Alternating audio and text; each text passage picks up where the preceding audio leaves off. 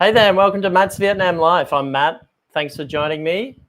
I've been living here in Vietnam for 15 years, so I do this live stream every Sunday, or at least I have done it every Sunday, I think, except for one Sunday. I think that was when it was the 50th anniversary of the end of the war a few weeks ago. So usually every Sunday, live from Saigon. Today I'm doing something a little bit differently. I'm doing it from my living room, which I got to say, it's a lot more comfortable, and hopefully I've got a better Wi-Fi connection as well. Hopefully there's not too much of a lag.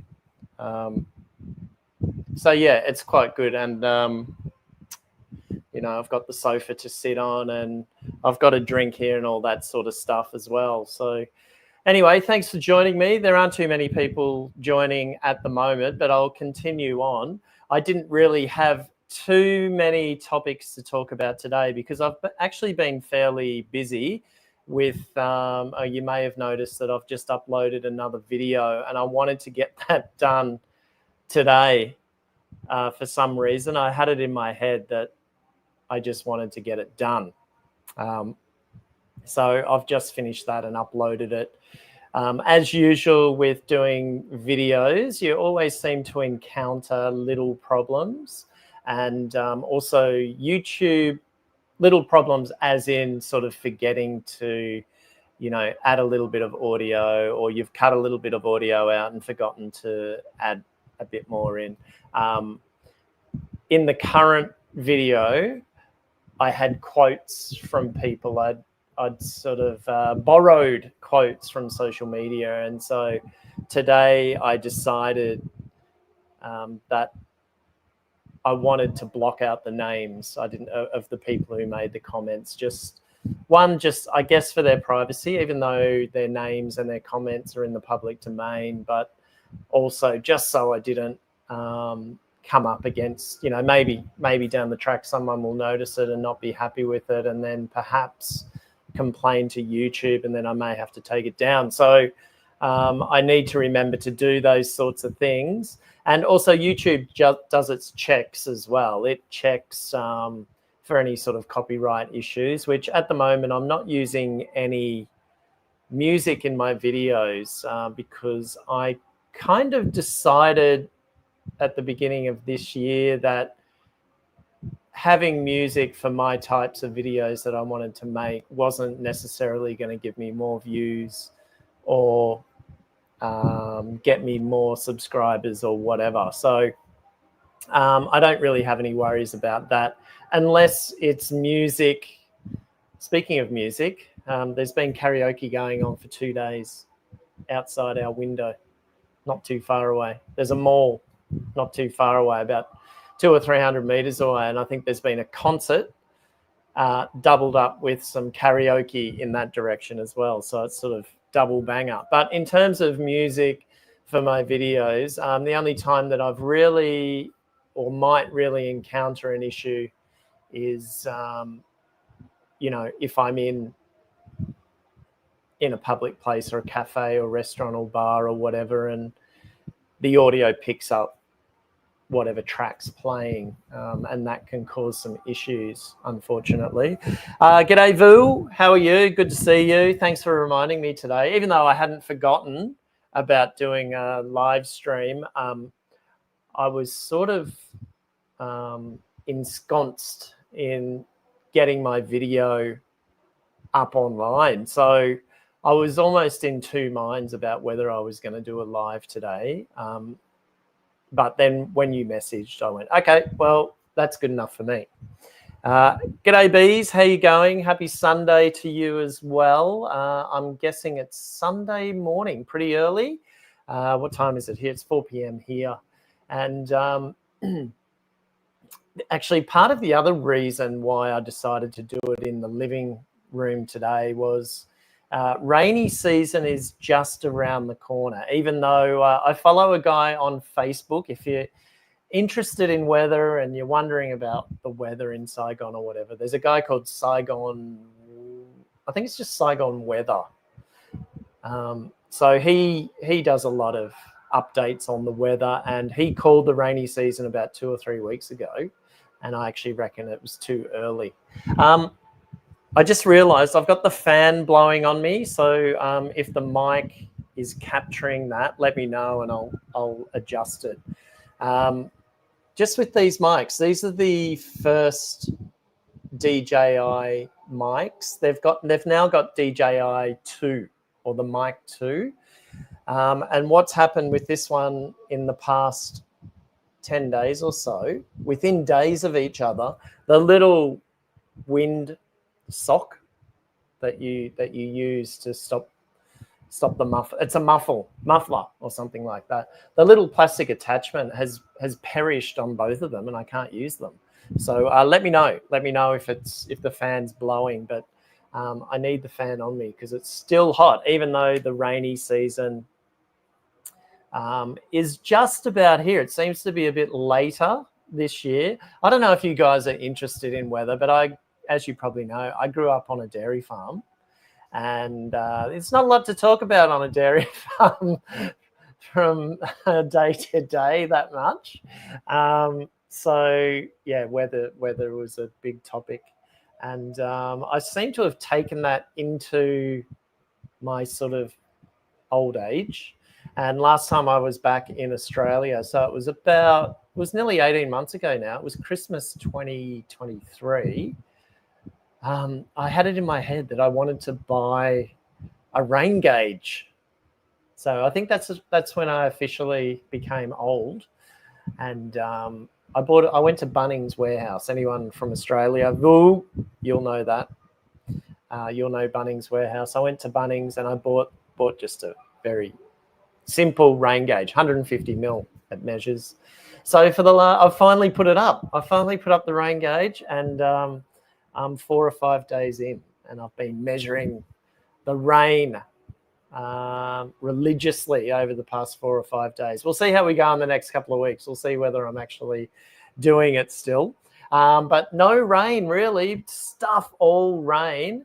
The 20th of May last year was when I kind of said that the rainy season was here. And the way that I tell, without even looking at any maps or anything like that, we've got, I'd show you, but if I turn the camera, I'll probably disconnect the camera. But just outside my window here is a small communal park that we've got, and we've got palm trees out the front. And they've been there. We've been in this place for 15 years, and they've been there for 15 years. Obviously, they're a bit lower back when we moved in. But if the wind changes direction and blows in that direction, for you, I think, rainy season is here. But at the moment, we're just getting this sort of swirly breeze at the moment. I'm talking about rain a lot because it's such a factor in Vietnam, especially in the south. We really only have a couple of seasons, generally speaking. So, you could probably say hot and hotter, or dry and wet. And so we're just right on the cusp of the rainy season. And usually at this time of year, people are just hanging out for it. You're over the hot weather and you just want the skies to just open up and drop. But it just seems to be a little bit reluctant to come this year. The winds haven't changed too much. And the rains that we get, the monsoonal season or weather comes from the Gulf of Thailand. So in the dry season, our rain, if we get any, will come from, well, we don't really get any, but our weather in the dry season, which is usually from about end of November, early December,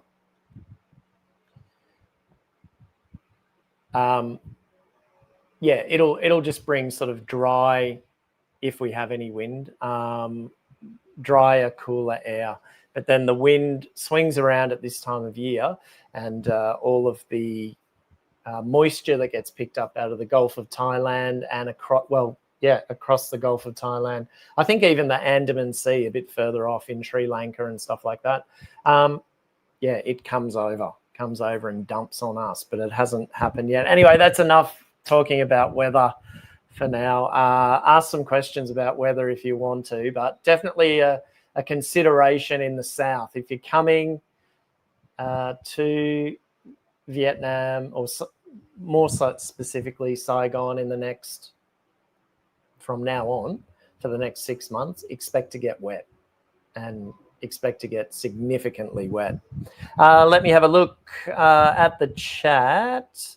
Okay, Bees is here. That's cool. Good to see you again, Bees. 10 a.m. in Scotland. Well, we had rainy season here just a few days ago. Yeah, I heard that. And people say that if Australia has a heavy rainy season, it's generally an indicator that we'll have a pretty heavy rainy season as well. I don't really know whether that's true or not, but it could be. Hopefully for the farmers in the Mekong Delta, hopefully they get the rain that they need. Vu, I think it's a sign for you to get a grab rain jacket, Matt. Yeah, all right, maybe I should. Maybe, you know, what have I got? I've got a North Face, actually. I don't even know if it's a real one. I bought it years ago. Mel and I went to India more than 10 years ago, and I needed, obviously living here, I don't need a jacket. And I don't go up north in the cold months either. So I needed a jacket and a great place. And Bees, this will be good for you, even though you come from Scotland. So you'll probably have a lot of cold weather gear anyway with you. But if you don't want to travel with all that bulky sort of stuff, and you happen to, on your trip, go up to Hanoi in the colder months, there's a place here called the Russian Market. It's been around since, I guess, the Cold War days. I think that's why it's called the Russian Market.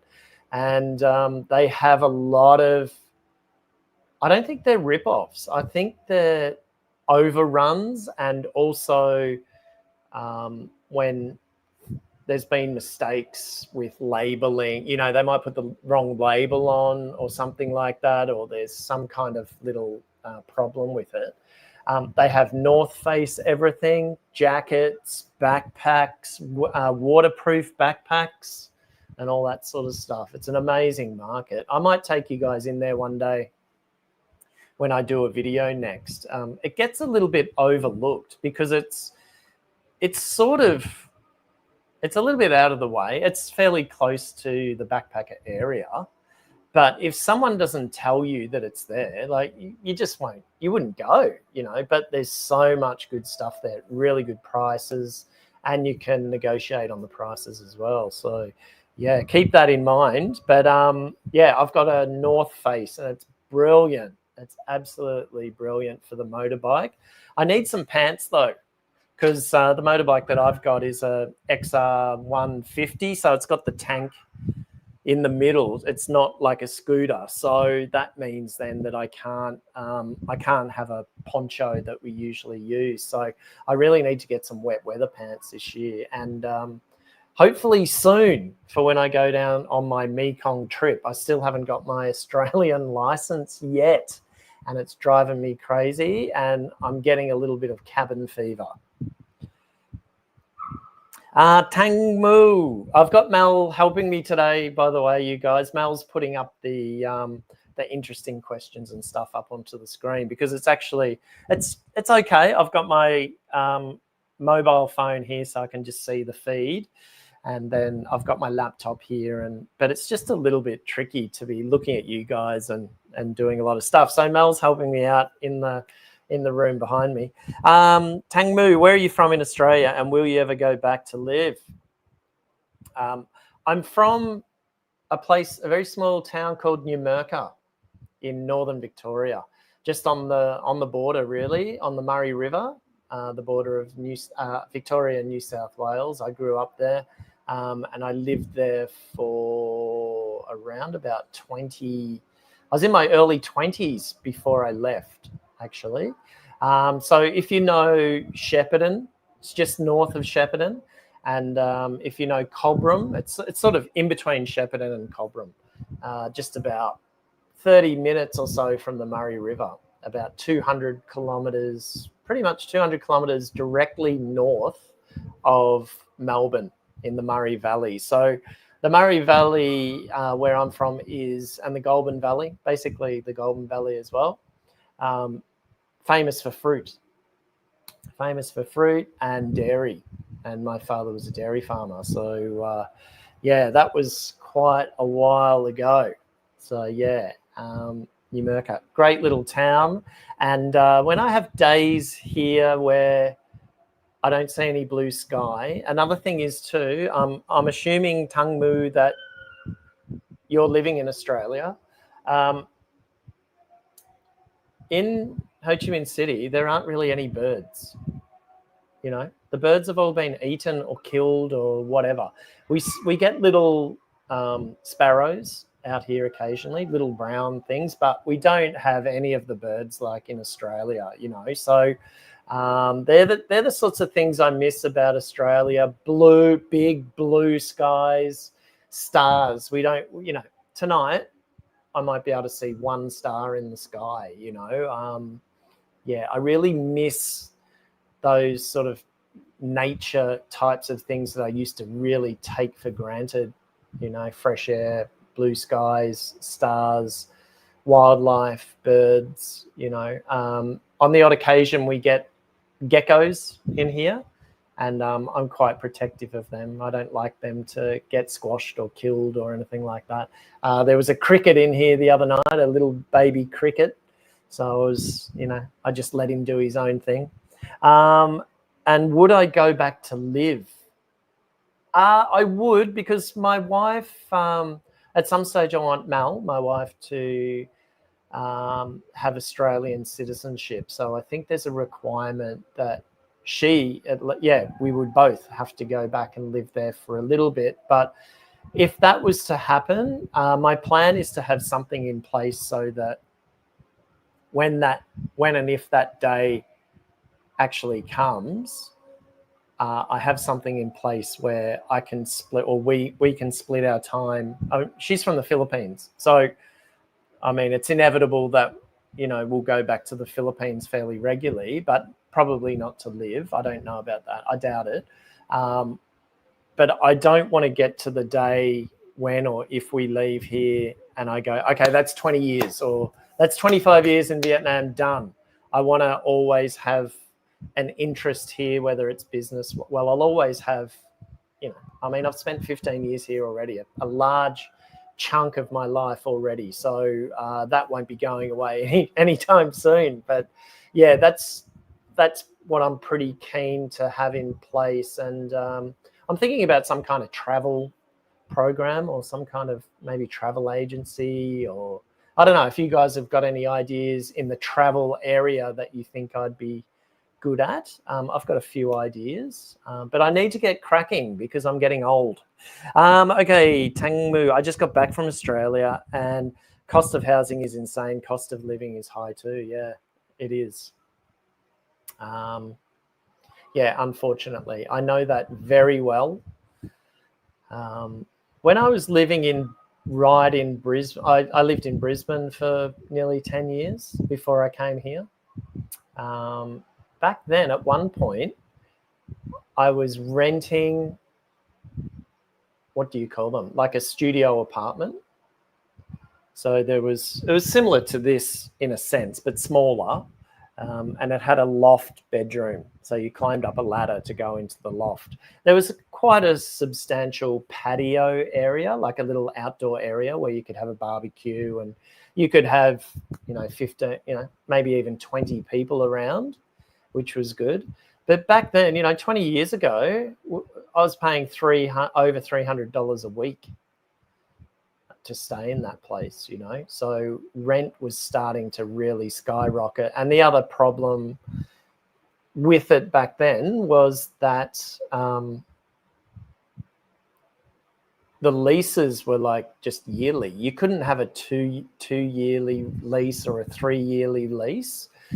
So every year that your lease came up, the rent went up, and then it would get put out onto the market again, and then there were open days and you had to put your name on a list to go and view these places. It was an absolute nightmare. And then that's a big reason why Mal and I have stayed in this place for so long. We were the first tenants in this place because back in 2010, this particular part of our complex had just been completed. In fact, a lot of the what happens in Vietnam is that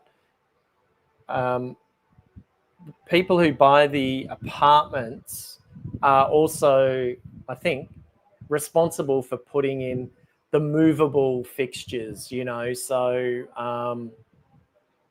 sinks and toilets and showers and stuff like that. Whereas in Australia, it would already be put in there. So when we moved in for probably a year or maybe even 2 years, all during the week, there was construction going on. It was an absolute nightmare. It really was. But one of the main reasons why we've stayed is because I've really enjoyed not having to house hunt. And we like this place, and the rent hasn't gone up as well. So we're starting to have a few little problems with the plumbing and stuff like that now. So hopefully that gets fixed. Otherwise, that could be a little bit of a deal breaker. We may start having to look for a new apartment next year if the plumbing in our bathroom doesn't get fixed.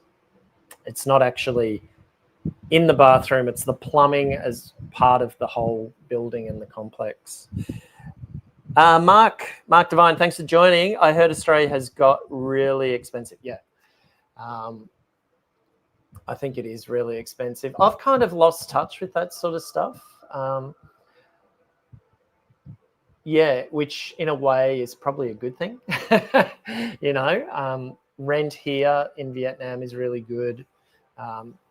Food can be really, really good. Your weekly groceries here. So, yeah, I've kind of lost touch a little bit with all that sort of stuff that's happening in Australia. I follow the news and I follow things a little bit, but I get a little bit confused with it all because, you know, Taylor Swift will do a concert and people are saying they're struggling with cost of living, but they'll pay $200 or $300 to go to a Taylor Swift concert. So I don't know.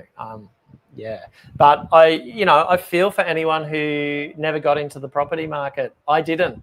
That's one of my biggest regrets is that, well, when I was younger, I just never made enough money to get into the property market, and I missed that boat, unfortunately.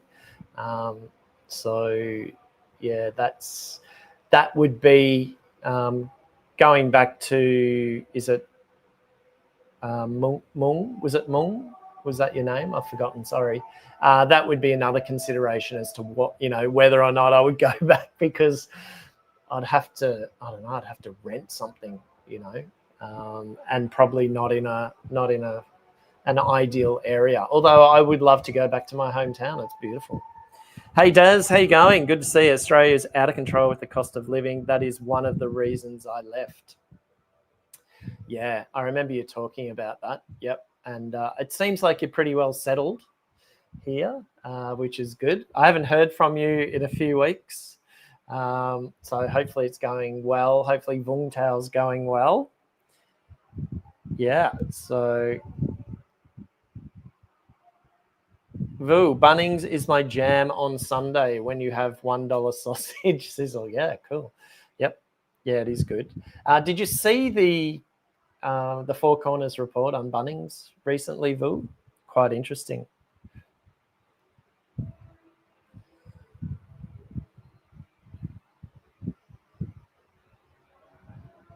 Bees.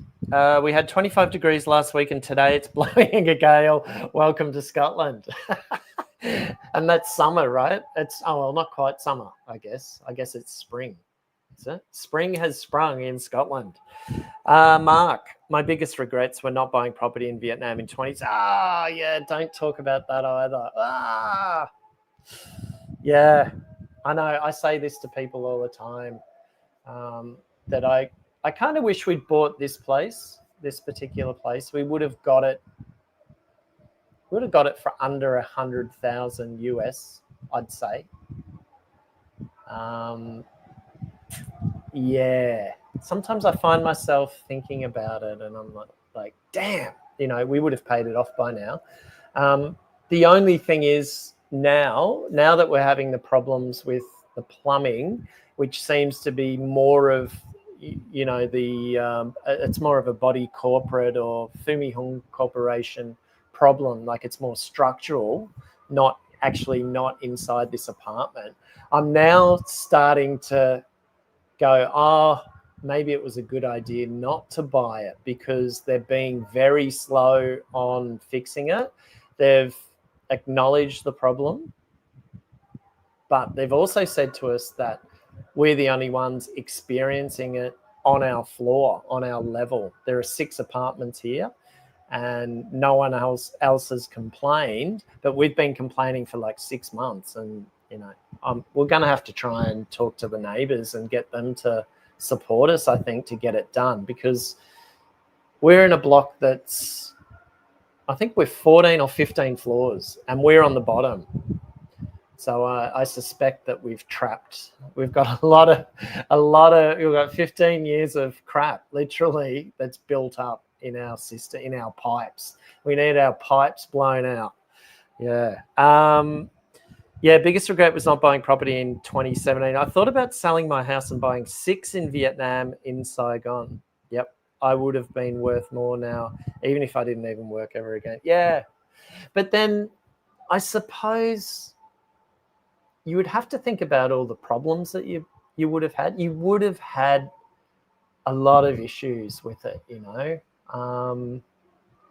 You know, we haven't had a lot of issues with our apartment. This complex is a very sturdy, excellent complex. I actually by chance, the engineer over 10 years ago at a local coffee shop here. And I was chatting to him, and then he said that he was responsible for putting the pylons in for this complex. And he said, it's not moving.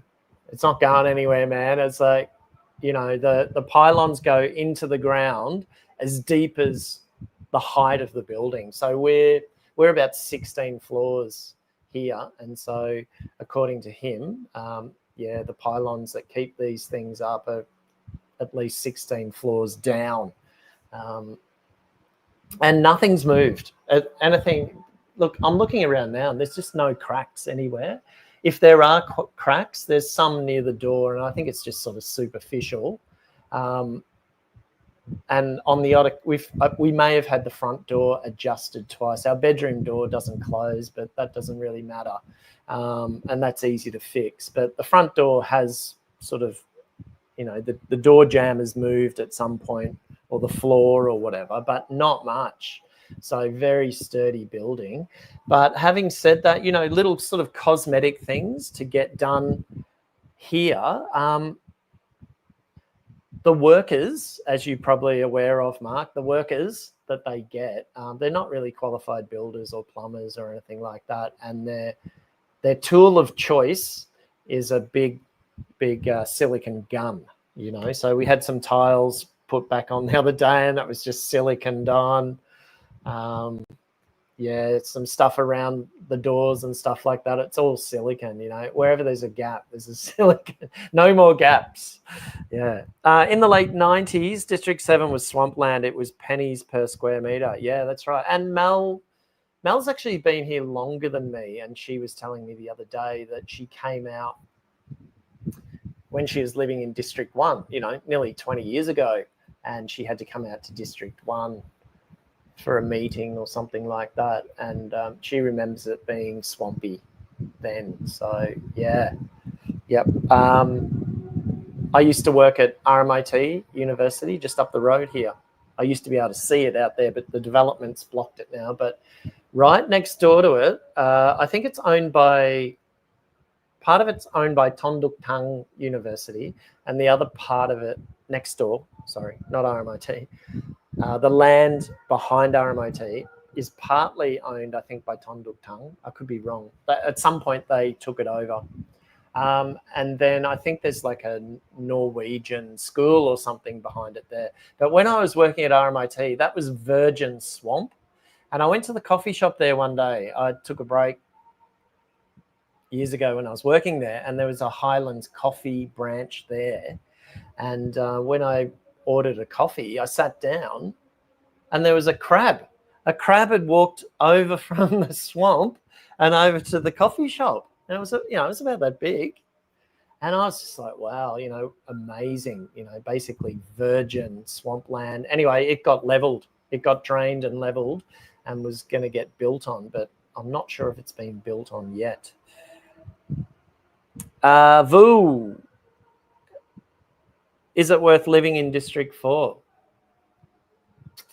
Well, I think a lot of people do, but they're living in the high rises, I think, as far as I can tell. I don't really know of or have heard of any foreigners per se living in, little shop houses and stuff like that. Obviously, you'd have probably security concerns, because I would love to live in one of those places, but I've had quite a few friends over the years who have lived in either villas or lived in, the small tube houses, and they've had issues with security. Obviously, those places don't come with a security guard like properties like this do, the big sort of apartment blocks. We have absolutely no issue with security here, and they're quite good and they're quite friendly, and we just don't have really any issues, as far as I know, with safety and security at all. But that would be a consideration, unless, Vu, you wanted to live in one of the big high-rise apartments that have gone up over the last 10 years, I suppose. They've only just recently banned Airbnb in those apartment blocks. But I saw in a news article this week that there's a push to legalize it again, because people have gone ahead and bought it, in the past, gone ahead and bought apartments there in the hope, with the idea of renting them out as Airbnbs, and now they can't legally. So there's a big push on now, apparently, for that to be reinstated. So, it depends on what you want to live in. And I've got to say, those big apartment towers, they're quite big, and they don't look that appealing to me. Whereas at least here where we are, we're in Sky Garden in Fumihung. Between every building, there's a communal park. So and the parks are beautifully done. The only problem is there's a lot of dogs, and the dog owners come from we have probably the nicest park in the whole complex, and they bring their dogs here to shit and piss, unfortunately. So, if you had little kids running around on the grass, you'd have to keep an eye out, But in terms of District 4 would be awesome for food, and also just awesome for the location, It's just wedged nicely there, just out of District 1, not too far from District 7. But that would be your considerations, I guess. Safety. Also, it's a very densely, as you know, it's a very densely populated. It's the most densely populated district in Saigon. I think I said in a video recently, it's something like 200,000 people per square kilometer, which seems like a lot. I think it's only like, is it only 2 square kilometers or 4 square kilometers? I think it's only about 2 square kilometers, District 4. Maybe it's a bit more, but there's 400,000 people, I think, that live there. You check it up, look it up for me, and let me know. Daz is chatting to Bees about Vung Dao. Just paid $60K for 500 ml. What's the quality like, Daz? Is that pensioner discount that you've got going on there? Hey, is that with the card? You know, in Vung Tau you have the card. Yeah. Okay, let me just go through the chat. Vu, I should have got myself a Grab helmet as well. You'd look like a proper geek then, that's for sure. And yeah, perhaps you could work out some kind of deal with Grab. You know, you're promoting them. Hey, Rabbit's here. It's located near where I live. That was a little. You were chatting. I'm a little bit behind. Sorry, guys, on the chat. Good to see you, Rabbit. Anyway, hope everything's going well. I think I saw a video of you in Phnom Penh with your son and his wife. So I think you mentioned when we caught up. I think you mentioned you were going or you'd gone already. I'm not sure, but I hope it was a good trip.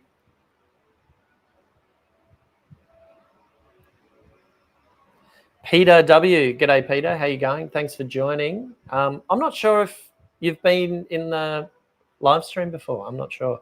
Let me know. Apologies if you have, and I may have forgotten.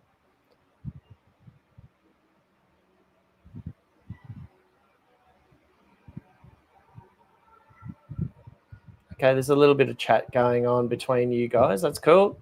Actually, that's what I really like about this. It's really cool to see that you guys are chatting and getting on well. It's so much better than Facebook. Facebook I've just found not supportive really at all. So it's great that there's this little community that's, I know it sounds a little bit cliched, doesn't it? The community, building the community and all that sort of stuff. But no, it's really good.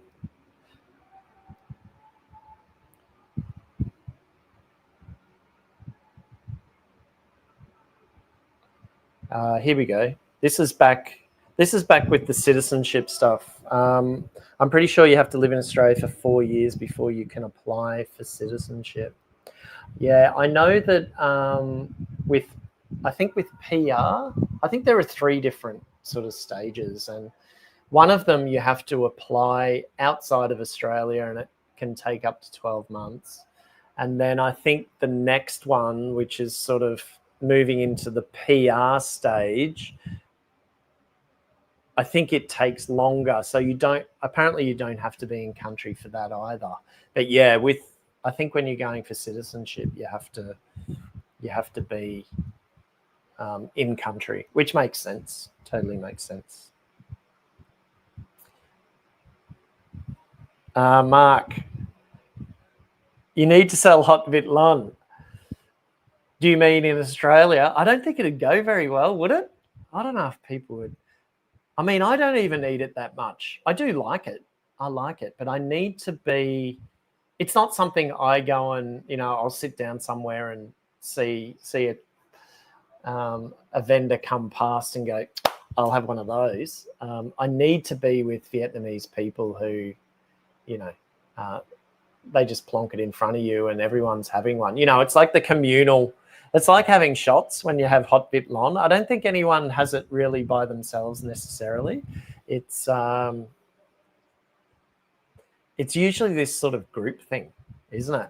You might be having a few beers, and then especially if there's a foreigner having beers, it's like, let's get the eggs, let's get the duck eggs. Yeah.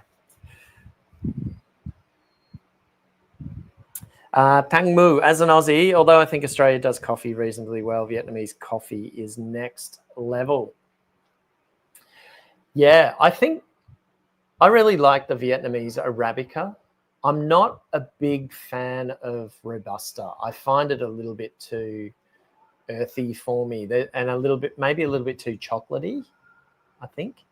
Yeah, I'm not that into that. There's been a push to try and really get Vietnamese Robusta popular, and I think because it's a cheaper bean, isn't it? I think, and there's more of it. There's a lot more of it in Vietnam. But I do miss the Aussie way of making lattes and cappuccinos and flat whites and stuff like that. There still aren't that many cafes around that can still sort of replicate that. But it is improving a lot. And just in the past year or so in Phu My Hung, there's been a couple of really quality cafes that bring all their own beans. They, ship all their own beans from Lam Dom and Dak Lak and all those areas, you know, and they're just very fruity types of Arabica beans. They're sensational. I bought a 500-gram bag the other day for 200,000 dong, and it's from Lam Dom or, you know, up there anyway, Dak Lak or somewhere like that, and it's quality. It's really, really good. So, yeah, in that sense, I think so. But in terms of making it, like I miss in Australia, well, I don't know if it's changed, but when I was living back there, of a morning, the no fuss, if you go to a cafe regularly and the shopkeepers, the baristas or whatever know what you have, there's no mucking around. It's like, hey, Matt, flat white or whatever. And then within minutes, it's on your table. Whereas a lot of the cafes at the moment, they're finessing and they're fluffing it. It's become too craft, you know, and they're fluffing around with the design on the top, on the foam and stuff like that. And it's like, come on, you know, especially in the morning when you need your coffee quick, you know. So, yeah. Rabbit, there are specialist coffee shops around D1, D3 for Arabica, but kind of pricey. Yeah, Arabica can be a bit pricey. Melbourne cafes, I think it's a little bit pricey, but not bad. I don't mind it. I think they try to replicate the Aussie way of making a coffee. Jay is a good friend of mine at Weekend. He also in District 2. They also have Layla. He started Layla with his Vietnamese partners and Summer Experiment. The other places they've got CTY, and they do a really good coffee because he's from Adelaide and he's like, you know, the coffee has to be like this. Do it right, you know, and no fluffing around. Just get it on the table. So, but yeah, Rabbit, I'd like to explore a few more coffee shops in District 3. It's a great little area. I love it. When I did the video the other day there on Pham Ngoc Thach Street near the Turtle Lake, I noticed a few new coffee shops going up there as well. So really good area, and I just don't get around that area enough. Okay, Rob. Hey, Rob, good to see you again. Did you look up Moto Lorry in Dalat? I think I put the link from the article that I wrote about it in the live stream from maybe last week or the week before. But that goes for anyone. If you go to Dalat, make sure you go to this place called Moto, M-O-T-O, as in motorbike, Moto Lorry, and the same spelling as Rob's family name here. Awesome place.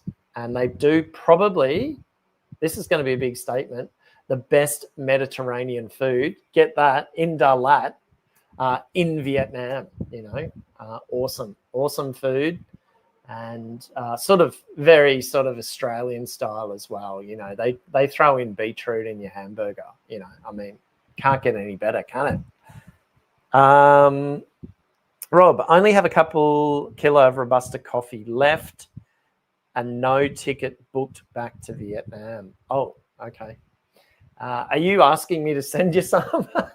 I don't know how. Look, I would send you some, but I'm struggling to get my license back from Australia even. So I don't know. You know, coffee would be next level, I think. But yeah, maybe someone in this Vu is coming in October, I think. Vu, So you never know. I don't know where you are, Rob.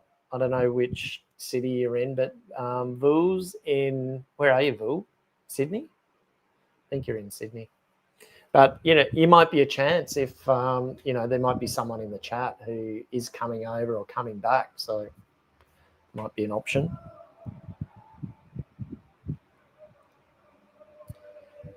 I'm just going to take a drink. It's only water today. I had a few beers on Friday night, caught up with an old friend, just had a few beers locally. So that's my quota for the next month, I think.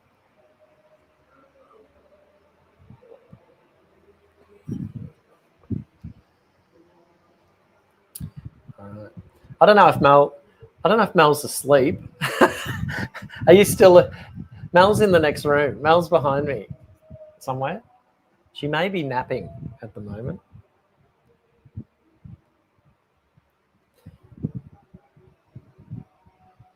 Okay, sorry. I'm a fair way behind in the chat. I've been gabbing on a little bit too much. Oh, here you go. Tim Tams. Tim Tams are now $7. I've never been huge on Tim Tams, to be honest, so not much of a loss for me. Some of the guys who have been in, followed my channel will know that I love bullets. I love the licorice bullets. Tongmu. Is this a question for me, I think? Did you enjoy teaching English? Yeah, I did a lot. I mean,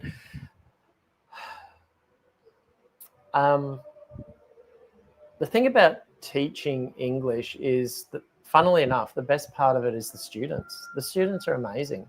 And especially in Vietnam, because Vietnamese students still, well, I haven't taught for a long time, but when I was teaching, they still had a lot of respect for teachers and for their elders.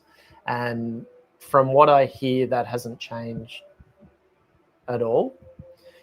So I've always said, and I'm not saying this just because my channel's about Vietnam and I live in Vietnam, but I've always said the Vietnamese students are the best ones I've ever had. And in Australia, I taught a lot.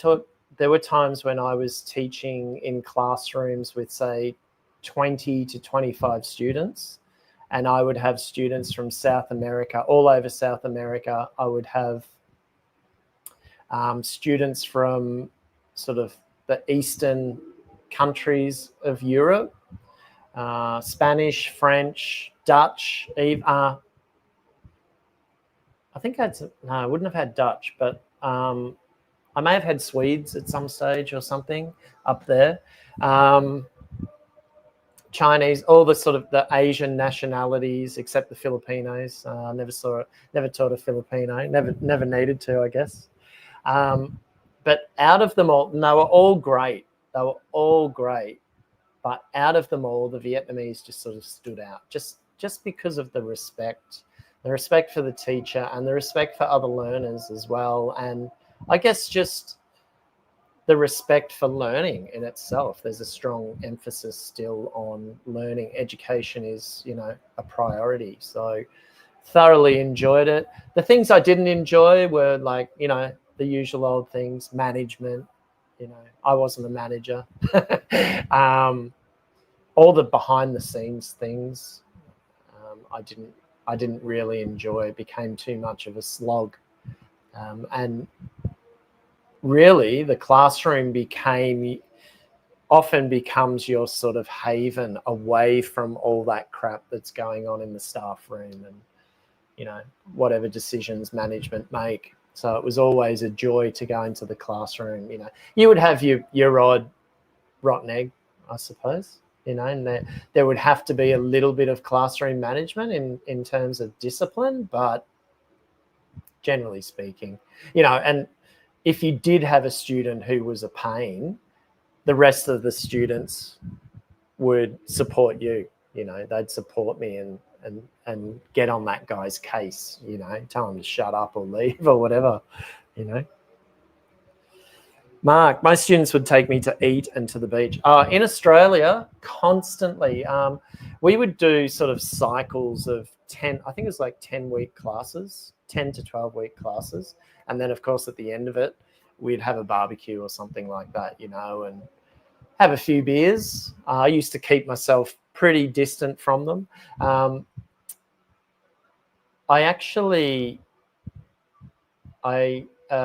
was in one of my classes that was sensational. I had Brazilian, this is in Brisbane, Brazilians, Colombians, Peruvians. I had an Ecuadorian, all in the same class, Argentinian, Mexican. So sort of half the class was like that sort of Central South American, and then a smattering of sort of Asian. You know, I had Thai, Korean. I had one Vietnamese at one stage. It was sort of before the Vietnam wave. Some Chinese, Indian. So, you know, it was a bit of a juggling act. But there were two Mexicans who got together, and they decided they wanted to get married, and they wanted to have, before they went back to Mexico, they wanted to have a little ceremony, you know, in the local park. And they asked me, of all people, to be the priest. I'm so not religious, but they wanted to have this kind of ceremony, and I said a few words and we had a great time. And they actually taught me how to drink tequila properly as well, and good quality tequila. So great memories, great memories.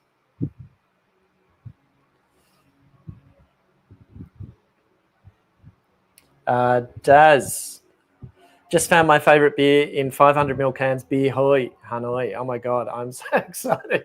All right, good one, Daz. That's good. Yeah, it's always good when you find that, hey? 500ml cans, nice.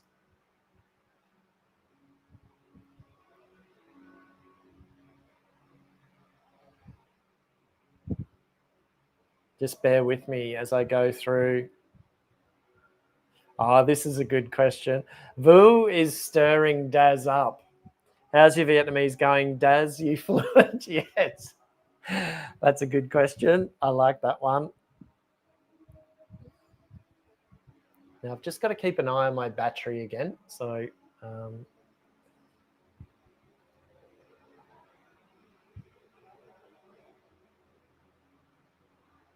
okay, Tony. Thanks for joining, Tony. It's good to have some more. I'm guessing are you Aussie with Vietnamese heritage? Anyway, some guys with Vietnamese heritage in the chat. It's great. It's great to see and hear. I want to work in Vietnam, but my Vietnamese is not great. Probably need professional Vietnamese for jobs in the data analysis sector, right? Or any sector other than teaching English. I'd say, I hope that didn't sound weird in the mic. Sorry, I'm thinking out loud. It's not a bad question. I think the levels of English have improved in the professional sphere of work over the last couple of decades. The thing is, it might be more about what can you bring to the company that you're applying for, or whatever that young local Vietnamese kids can't do. That might be more of the thing. The other thing is too, it depends on what experience you've got, because you're probably aware that the visa situation is quite tricky. So if you're, I know in the education sector, if you're applying for a job in, say, at RMIT, I think the stipulation is that you need, you know, if you're applying, whatever job you're applying for, if you're just applying for, say, you know, being an English teacher, I think you need to still show evidence of 4 years, I think it is. They may have dropped it, I'm not sure. But at one stage, it was almost up to 5 years of teaching experience outside of Vietnam. So same sort of thing for management jobs. If you want to come to Vietnam and get a management job, technically you're supposed to have I don't know what it is. You'd have to check what the requirements are, but it's something like maybe 4 years experience in management in your country or in another country outside of Vietnam in order to qualify for a work permit or to get that job, you know. But in terms, I think it would help with your Vietnamese, definitely. You know, I regret not going harder with my Vietnamese to a certain extent. When I initially came here, I didn't think I was going to stay this long. That was the thing. And I actually spoke Japanese very well. I went to university in Australia. I did a Bachelor of Arts in Applied Linguistics, and I did we had to do a language major, and that was Japanese because I'd lived in Japan. Prior to that, I lived in Japan for a couple of years in the late 90s. And that's where I started studying Japanese because I just loved the language. It was just something really nice to the ear. It's quite a I don't know, melodic language, and or easy to the ear, I suppose. And so then I studied Japanese at university, and then I kept going with it, and my Japanese got quite good. But in the nearly 20 years since then, I haven't used it. So when I came to Vietnam, I was just like, I'm not going to go through that again.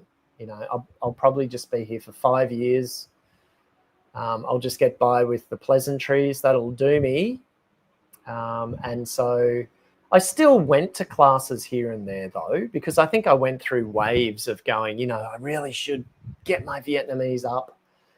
And now, you know, this long, 15 years down the track, my Vietnamese should be so much better. I'm embarrassed about it. I'm a bit ashamed of it, but I'm trying. I'm putting more of an effort into it. And actually, I contacted someone today on Facebook asking them if they want to be a language partner, language exchange. So I'm actively looking for someone who wants to improve their Vietnamese, and they're willing to and patient enough to help me improve.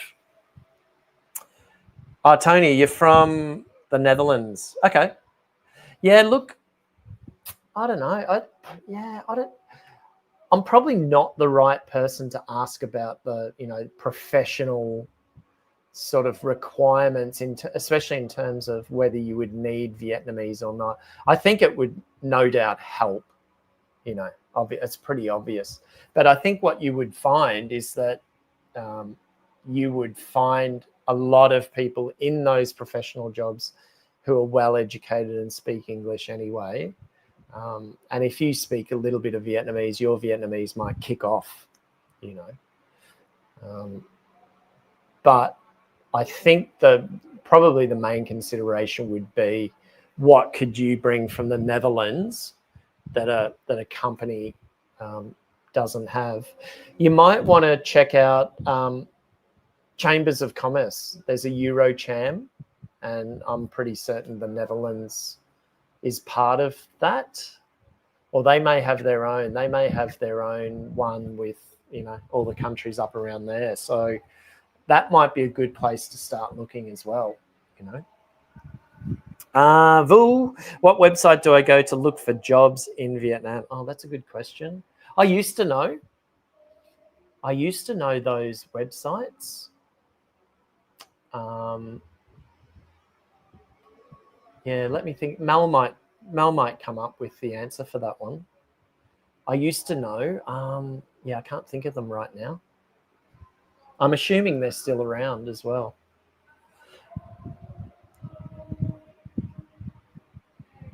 I think for you, Vu, maybe next time your visit, because you tend to stay for a fairly lengthy period of time. I think you were here for about 3 weeks last time. I hope that the fan's not blowing in the mic. I'll just turn this way a bit. It might be worth you, Vu, timing it for the Chamber of Commerce meetings that are not meetings, but they have the happy hour. What's the Aussie one called? The AusCham Sundowners, Australia, the Australian Chamber of Commerce. On the first Thursday of every month, they have what they call Sundowners, and members of AusCham can go, or non-members. It costs like 350,000 dong or something, and you get a drink. And so it might be worth starting to network in that way for you, Vu, possibly. There's one, they hold one in Ho Chi Minh City, Da Nang, and Hanoi every month. Yep. Tony, okay, thanks everyone. And Matt went to Vietnam for the first time last year and fell in love with the country. Think I want to try work and live in Saigon. Yeah, give it a go. Why not? Especially if you're young. Are you young? Just don't hesitate if you can do it. It's a challenge. It's been a challenge for me. I'm not going to really sugarcoat it. It's been very, very challenging. But obviously the first 5 years were challenging, I think. Definitely the first 1 to 2 years is a big shock to the system, living in Saigon, especially back then. 15 years ago, we weren't really connected on social media as much and stuff like that. So things were quite complicated back then. Yeah.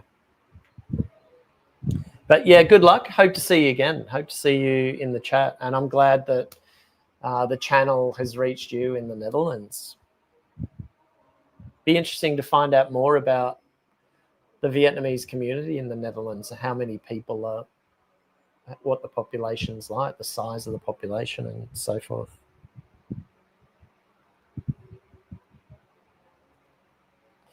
Here we go. Mark. I used to have 3 Hột Vịt Lộn and a beer on Pasteur Street. Back then we sat on the pavement. I'm not sure if it's still there. Well, all of those things are there. I'm just not sure which particular spot you're talking about, but you might be talking, if it's on Pasteur Street, you might be talking about, along that little strip there where Bar 5 is, opposite the Workers' College, Ho Chi Minh City Workers' College. All the kids come out at lunchtime or break time. They fill the footpath there with, because there's vendors there that are selling, student food and stuff like that on the street there. So it might be there. But Pasteur Street's definitely there. The Hột Vịt Lộn's still definitely here. The pavements got dug up actually recently, but I think they're finally putting them all back together.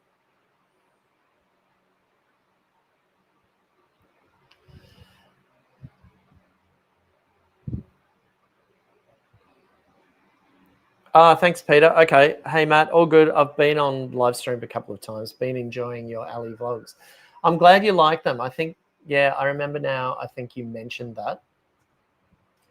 I really enjoy, I've been thinking about these alley vlogs, and they don't get that many views. They get good watch time, but they don't get that many views because I think partly because they don't really address that need so much for people who are searching for information about Vietnam. They don't really tick that box for those guys, which is fine. I'll probably need to try to improve that sort of part of it, but I just really enjoy doing them. And it's a really great way for me to stay connected, or to try and connect more with the people in those alleyways. Otherwise, I'd probably get just stuck inside and not do it, not go out that much, It's very easy to just get comfortable in the apartment. So, or I'd just stay around District 7. So it gets me out, and I'm always thinking about, okay, what are the other alleyways that I know that may come across well in a video, So I'm just going to keep doing them, and I'm going to keep doing them pretty much in the same format, because I I kind of don't care. I like the process. There's not much editing that I do to them. I have a few issues with audio at the moment. But I like that particular format, and I'm just gonna, I think, sort of, what do you call it? Not intertwine, but just alternate between the alley vlog, do one alley vlog a week, and one video like I uploaded today, which is sort of more informational, a little bit more scripted and a bit quicker and shorter, you know, and hopefully that sort of satisfies the different sort of audiences that, you know, they all like Vietnam, but hopefully it sort of helps the different kinds of people that are looking for different kinds of information or education or entertainment about Vietnam, you know. So yeah, I'm glad you like them. So that's good. I just like doing them as well. So yeah, they're not going to go away. But if there's any, you know, any of you guys have got any sort of requests on places for me to go in Saigon at the moment, I can't go anywhere at the moment. I haven't got my motorbike license.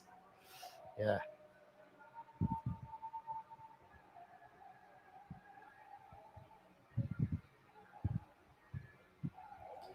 Okay, one thing here we go. This is a good one. Thang Mu.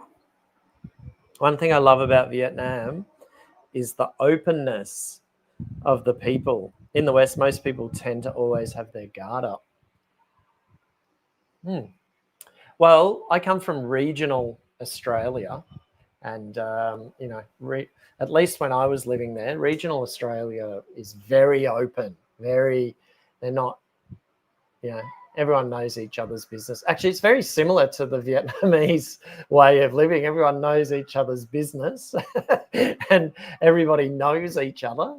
But maybe city living in Australia, it might be a little bit like that. I can't really comment on that these days.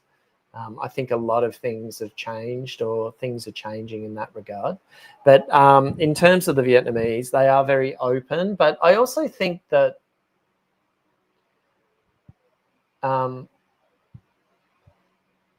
they're kind of open to me because I'm not a family member. They see me as sort of passing through. So I think they're quite open and willing to probably say a little bit more to me, or to chat a little bit more to me, because I'm not a threat, or I'm not, you know, I'm not Vietnamese. So I won't judge them. They may feel like I won't judge them as much.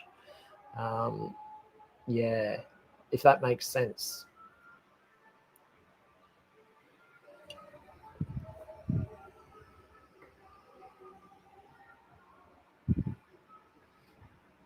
But yeah, that's a really good point you make, though. They are very open. I think one of my tips for travelers would be that when you're in the outer districts of Ho Chi Minh City, be the first one to smile. You'll see people, you'll look at people, of course they'll be looking at you, especially if you're not Asian. If you're Caucasian, they'll be looking at you. Don't worry about that. They'll be working you out, going, okay, who is this American, for a start? What's this American doing here? And often they'll do that with maybe a blank face. And I think sometimes that gets taken as being a little bit cold and unfriendly. But as soon as you smile, bang, you'll get the smile back and a hello and stuff like that. So I think don't sit back and wait for them to engage. Just get in there and get amongst it. And talk. Good ways to break the ice with Vietnamese are, of course, anything related to food. Anything related to food. Anything related to family. Now, family's sensitive, I think, but you know, between Vietnamese, You know, they probably wouldn't ask some of the questions that I ask straight up to them if they're a stranger. But like I said before, because I'm Australian, I'm Western or whatever, I can kind of get away with things. So I'll ask about their family and stuff like that. And because you know what, they ask about me. They ask, am I married? Do I have children? Why don't I have children? Am I going to have children? You know, even though I tell them that I'm 50, 51, they're like, but when are you going to have children? You know? So anything about food, anything about family.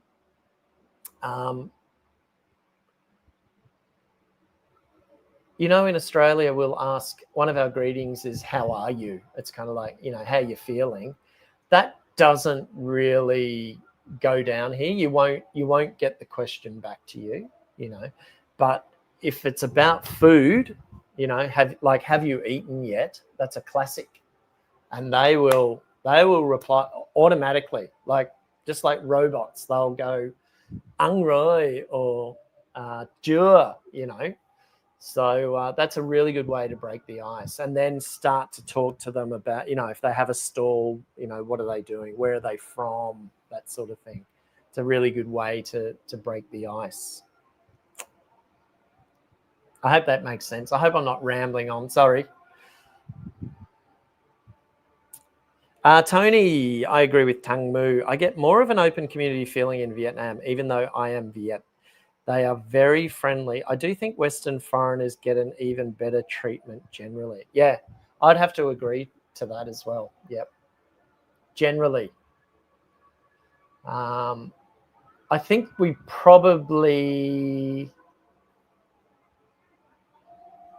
get a few more doors open to us, you know, that maybe Vietnamese, you know, I don't know. Actually, I'm just thinking off the top of my head, but I'm quite privileged. I'll say that. I am privileged to be able to go down an alleyway in Saigon, and it doesn't matter what district it's in,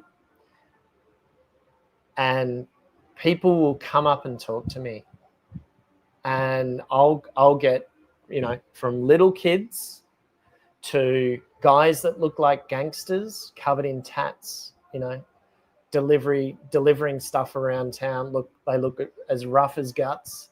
They'll come up and talk to me. The oldies will talk to me. The older ladies. I've got a bit of, as Mel says, I think I've got a bit of a fan base with the older Vietnamese ladies. But they're just lovely, you know. So yeah, I'm definitely, as a white foreigner, there is a certain amount of privilege in being able to do that. You know, I like to think it's my great Vietnamese and personality, but you know, maybe the initial thing is, oh, here's a white guy from America, and they generally have a positive outlook on, I would say, white Americans, Caucasians, you know, generally speaking, I would say. Stephen, g'day Stephen, how are you? Thanks heaps. Thanks for joining us. Yeah, is it the first time? I think it might be. The alley vlogs are great. I love getting lost in the alleys in Saigon. Thanks a lot. I'm glad you like them. Yeah, there's a few people in the chat today who've said that they really like them. So yeah, I'm gonna keep up with those. The alleys are fantastic. I agree. I totally agree. And you never know what's around the next corner, you know, and it's almost always positive. And Mel said to me the other day, oh, maybe you should just do, you know, a video just locally somewhere around here or whatever. And I think I said, oh, I know that if I go into an alleyway in some random district, there's going to be a character. There's always one character, at least, in these alleyways. And the other interesting thing that I was thinking about the other day is that the camera attracts them. So I think it's a bit of a falsehood that when people say, oh, you know, I don't like these guys who go around and film in people's neighborhoods and houses and stuff like that. I think, well, there's an obvious difference between poking your camera into someone's house and, you know, going hello, than just walking down an alleyway and filming yourself and talking and having them approach you. I think they're very different approaches. But I would argue that the camera actually draws them out. And it's very rare that someone says they don't want to be on camera. The people who are most likely to do it, who are most likely to say that they don't want to be on camera, are the ones who are doing something illegally. And that's often street vendors who don't have a proper storefront or something like that. They occasionally may you know, have a bit of a go at me if I've inadvertently caught them on camera. You know, they might say go away or something like that, and I get that. It happened to me the other day, and I just chose not to put it in the video. You know, there was no benefit at all in having it in the video, and anyway, she was like, go away. You know. So yeah, it's interesting that the camera does bring them out. The Vietnamese are quite open to it. I mean, the Filipinos are the next level when it comes to vlogging in the street. They all want to be on camera, you know. I don't know what that is, but the Philippines is very friendly for vlogging. Bees, bees, you're always very nice. It's your lovely, kind manner you have with the locals, Matt. Don't you agree, Mel? I think I really like people, and I always have, and I've always liked listening to other people's stories because I don't particularly think I've got that much of an interesting story to tell myself. So I've always wanted to listen to other people's stories, and I've always loved to have a beer and go to a pub and listen to people and meet people. I think it was the night I went out with Rabid. Rabid was in the chat. I don't know if he's still there. And Daz in the chat. We went out for a few drinks, and then when they left, I met a fellow Aussie, and you know, we chatted away. We talked about, I love true crime podcasts, so we had something in common there. So we were listening to similar podcasts, so that was really good. But yeah, I just like finding out about people. I've always enjoyed that, and from a young age as well. My parents were sociable. Our family was quite sociable, and we were always involved in sports clubs and stuff like that. And way back in the early days, especially when my parents were young, they were in church. Hang on, I've just got to change the battery. Hold that thought. Bear with me. I've just put there's just a still screen there while I change the battery.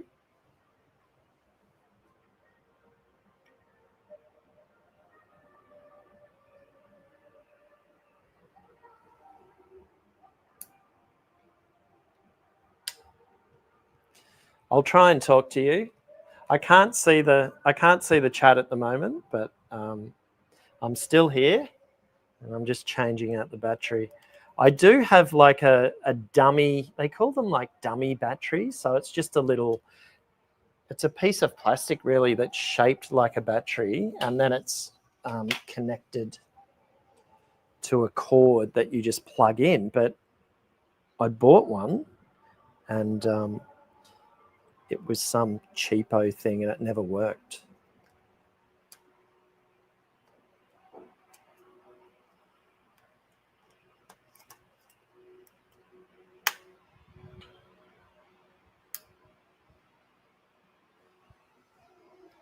So bear with me.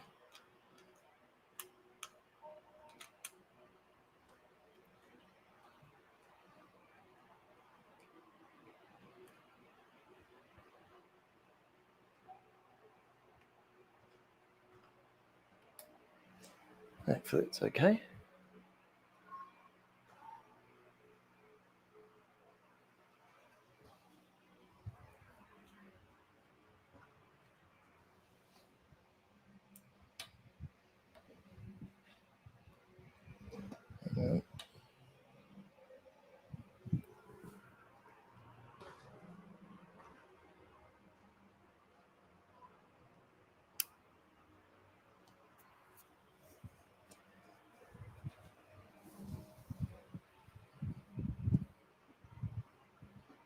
Okay, I'm back. Okay, that worked pretty well. Thanks for hanging around too. Okay, so so going back just briefly as to what I was saying about being interested in hearing other people's stories and stuff like that. Let me just move this a little bit. Yeah, I like listening to people and hearing their stories. So, and I've always been fairly sociable, which helps, doesn't it? With YouTube, it's it's a platform for that. Okay, Tony, hospitality and Vietnamese culture. My mum always taught to be a very good host when guests come over, and curiosity also plays a role, I think. Yeah. Very much so. The Vietnamese are very hospitable when it comes to this sort of stuff. They've got it down pat. When they decide to put on a party or put on some kind of event, let's just look at weddings, for example. Weddings are just, I was going to say next level, but compared to Aussie weddings, they're like, I don't know how many levels above, and everybody's catered for. So, but even just to catching up with friends on the street, very generous, very inclusive, always wanting you to try stuff. And yes, the Vietnamese are very curious as well. Sorry about that. I just need to move that. There we go. I think that's okay. Yeah. All right. Rabbit, I go Bùi Viện purely to engage with travelers and retirees. Yeah, actually, and they would have really good stories. And that's also the old school way of traveling. Rabbit, you would probably understand this. Like when I first came to Vietnam, that was back in it's weird, isn't it? Last century, I think it was 1999. I came to Vietnam as a backpacker. And, the way that you found out about stuff was in the hostels and the cafes in the backpacker areas. I stayed in Phạm Ngũ Lão when I was in Ho Chi Minh City that time. I was only here for a night. I don't remember much about it. I think I went to alleyways. Is that the name of the bar there on the corner? But that's how, apart from having like a Lonely Planet or what was it called? Asia on a Shoestring or whatever it was called back then. The only other way you found out about whether anywhere was worthy of traveling to was to, when you checked in at the hostel, went upstairs, dropped your bag off, went down, and there'd be invariably someone sitting in there who'd done the trip just before you or whatever. And they would give you the lowdown on these places. So I think that probably still happens a little bit. I think you do that, Rabbit. Be very interesting. Vu, I met this friendly woman that sold me very nice banh mi on Bùi Viện Street. They're all very nice to you, Vu, when they're selling you something. It's when you don't buy that can be a little bit of a problem. But generally speaking, those ladies are very interesting. The people who are selling on the street, they must see some incredible things, But I haven't been for a beer in Bùi Viện for a long time. So Rabbit, one of these days I might come in during the day and have a beer. Ooh, I could go for a banh mi now. Yeah, me too.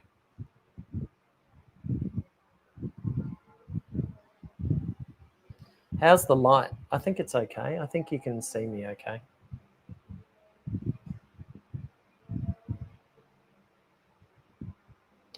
I'm a little bit behind here. Peter, I'm trying to learn to speak Vietnamese at the moment. Do you have any tips? Well, maybe the first tip, don't listen to me.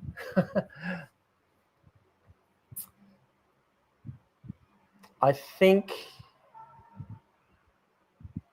first thing is decide which dialect you want to speak. So do you want you want to speak the Hanoi, you know, the standard, the official Vietnamese, or are you going to be living in Saigon? So, you know, for me, I have no, what's the word? I have absolutely no affiliation with Hanoi. You know, I have no, because I've lived here in Saigon. It's, for me to try and speak the Hanoi, I know this might upset some Vietnamese people, but for me to speak the Hanoi dialect now would be like me maybe putting on an American accent. I just couldn't do it. It's like British forms of Aussie English, British English, and American English. Like, I can't bring myself to write certain words with a Z when it's like an S, like optimize, for example. I have to use an S, you know. I have to use OUR, you know, for color, that sort of thing. So that's kind of how I feel with the Hanoi and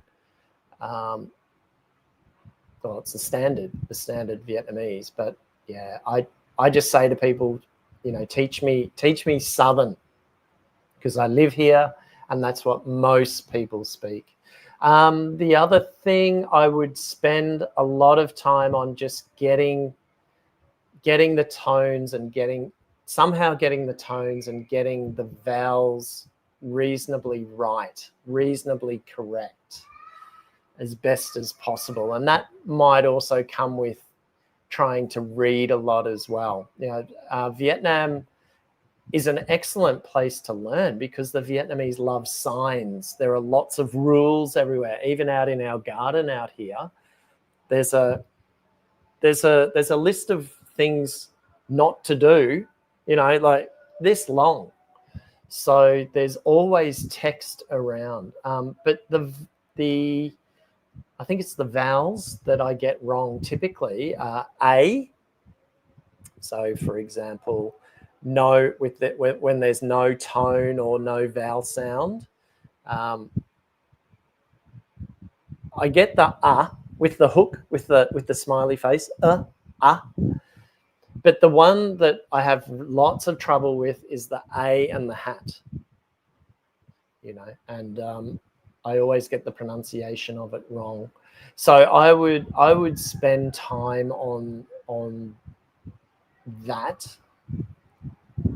But having said that, I feel like with the language schools, they focus too much on pronunciation in isolation. So, for example, the word for friend, which is bang, I struggle saying it in isolation. But when you say bangai, people understand it, or bangjai, you know, boyfriend, girlfriend, you know. But in a language school situation, they'll sit there and they'll drill this word in isolation constantly until you give up, you know. So I really think that you need to learn it in chunks and get that sort of, the pronunciation is key, obviously, the tones and stuff like that. I've started watching YouTube, Vietnamese travel YouTubers.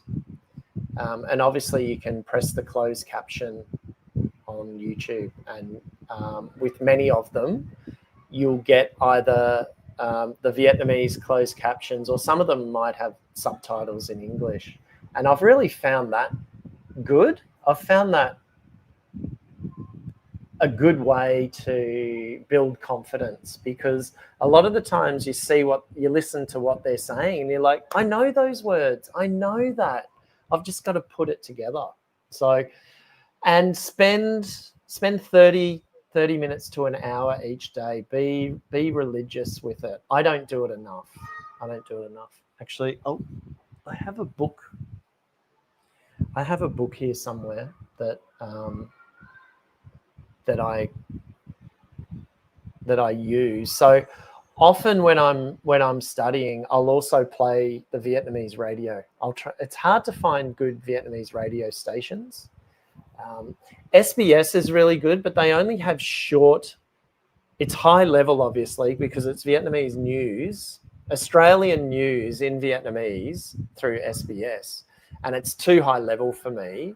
But the other thing is too, it's only short, 5-minute news bulletins. Unfortunately, I want stuff to sort of keep going, and I want it to be a bit lower level. So sometimes I try to listen to the radio, so they might have a weather section, so weather vocabulary is a bit easier for me. And yeah, I don't do it enough. I'm going to do more. I'm going to do more on that. I hope that helps.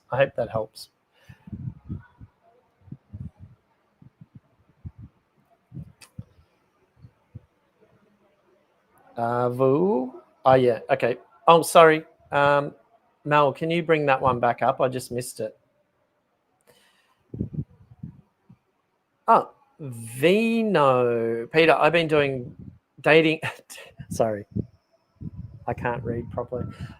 I've been dating a Viet girl from Hanoi. What dating advice do you have when I move my life there, start a new life in Vietnam? Oh, that's for Peter. Okay. Good luck with that, Peter. Good luck with that one. I'm out of that game, so I have absolutely no idea. My one thing would be, and I think I can say this. Don't rush into it. Although he's saying he's dating a Vietnamese girl from Hanoi. He's already dating someone. So I would say just take it slowly, very slowly. Don't get, probably like every relationship, don't get railroaded into moving in to live together too quickly, or I don't know, getting yourself into situations maybe financially too quickly. That would be one of my things, I think, especially if you're young. If you're young, don't rush into these things too much. That would be my tip right now. For people who come here who are single, again, take your time. That would be my advice as well. I know it's very tempting because it's a very fun country to be in when it comes to dating, from my limited experience back in the day. And there are a lot of wonderful lady. We're talking male to female here.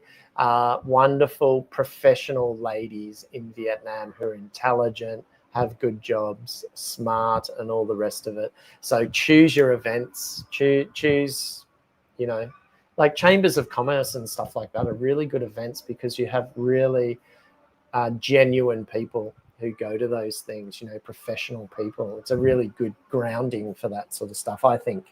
Whereas it's quite easy to, meet ladies from other areas, if you know what I mean.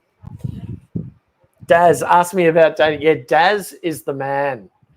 Daz is the man to ask about dating. He has, I could, Daz, StreamYard has a ticker. It's called a ticker. It's like when you have news items going across the bottom of the screen. We could just put Daz dating updates along the bottom of the screen if you want. That could be the tips. But Daz has only just moved out here in the past couple of months, I think. Is that right, Daz? 2 or 3 months. And he's been testing the waters, dipping his toe in the waters, so to speak. Just a moment.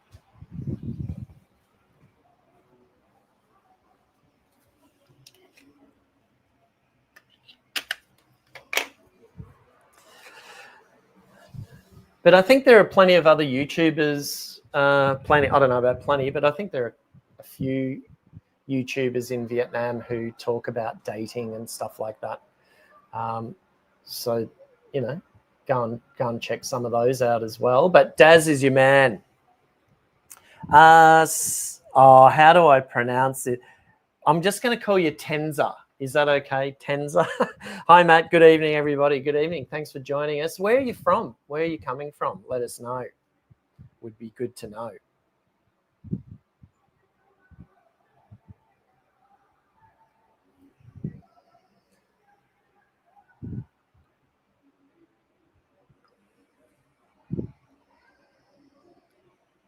My favorite time, Rabbit, my favorite time session on BV is actually same as your stream, around 4 to 7, watching the place live and as it gets darker. Yeah, sounds good to me. All right, I'll pop in one of these days. I'll let you know. I'll send you a message. It might be the week Mel goes away to Hoi An. Because it seems like I'm not going to be going to the Mekong because of my license situation, unfortunately. So that might be a good opportunity to pop in there, have a few late afternoon beers, and then something to eat and go home and be a good boy.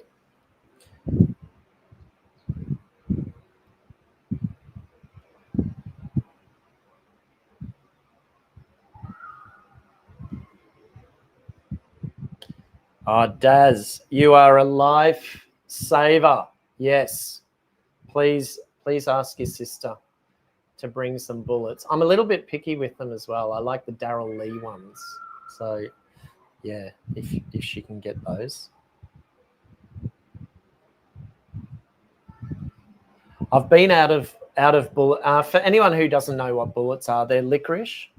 They're little, I don't know. Yeah, they're about that long. They're about the size of a bullet, I guess. Coated in chocolate. Licorice coated in chocolate. Sensational. Love them. All right.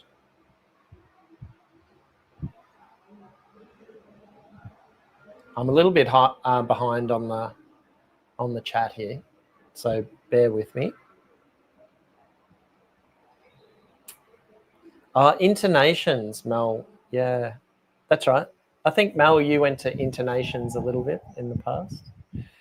From memory, she said that it was just like one big pickup joint. People were trying to pick others up. I don't know what it's like now.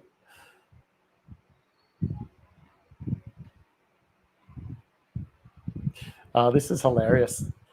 Oops, sorry, Mel, can you go back? Sorry, Mark, I'll get to you, but I just accidentally clicked off.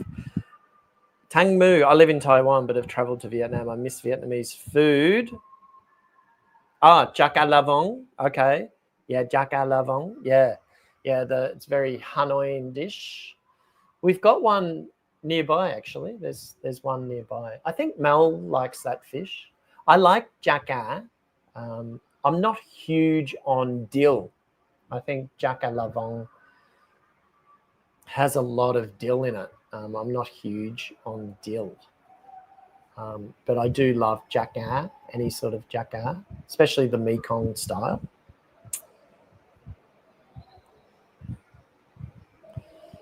Daz, he's going to try chicken feet next. Well, chicken feet, Daz, just taste, if you like chicken wings, if you like chewing on a chicken wing, it's basically the same. Probably a little bit more rubbery and bit slipperier, but it's okay. They're fine. They're pretty good.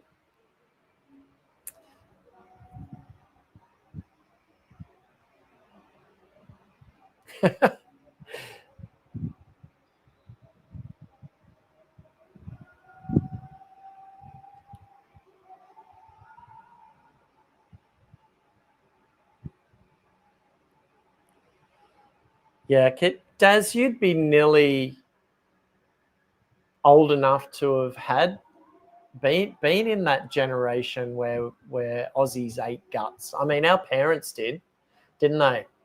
It was quite common for our parents to eat tripe and whatever, offal and stuff like that.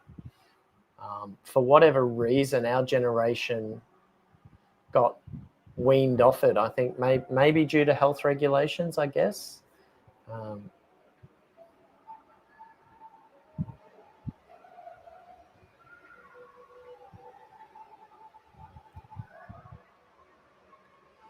Vu, is the animal-shaped bakery still around?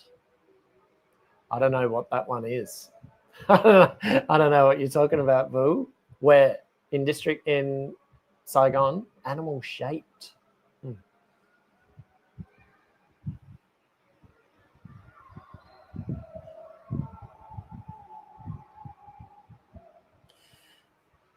bees. I'm gonna eat as much as I possibly can, Vu. As many dishes that I can fit in, other than balut. Oh no, you got to try balut. And because you're from Scotland, I'm pretty certain you love beer, so it goes really well with beer. If we're there at the same time, we can do a food tour together, banh mi included. Yeah, sounds really good. Oh yeah, this is a good tip for learning Vietnamese. Use flashcards and study every day. Learn at least 30 new words a day and try to use those words during the day. Yeah, that's really good. Really good tip. I find that the vocabulary that I really want, or the times when I'm really searching for important vocabulary, it's all those ones like at the doctor's, at the when you're renewing your not your passport, when you're at government offices. But I only ever do those things sort of once a year, so I don't get enough high use. You know, there's not enough repetition of them. So those ones I would really like to be good at, just going into government offices and just reeling off the Vietnamese, but I just rarely do it. So it's unfortunate, you know, but they're really good tips. Definitely. Flashcards are good. That's how I learnt Japanese, actually. I lived in Tokyo and I had to commute on the subway every day. I used to have to do sort of 1 to 2 hours each way every day. So up to like 4 hours a day standing up on the subway. And so I just had little cards with a ring on it, you know, and that's how I learnt the writing system.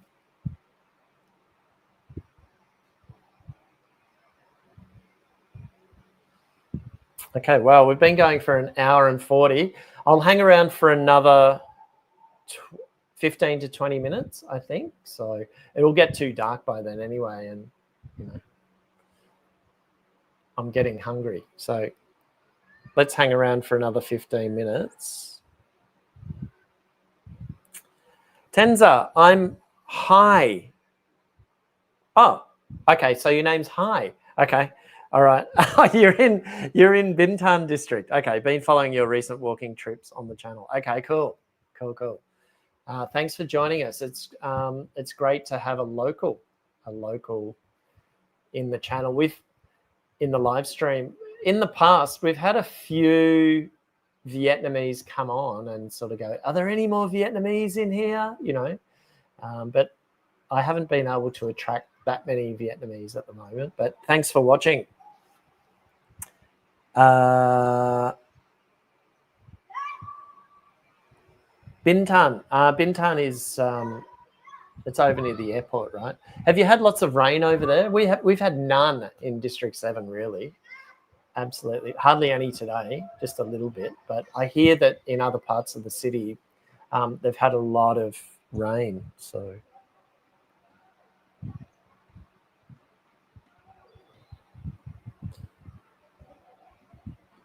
I'm just scrolling.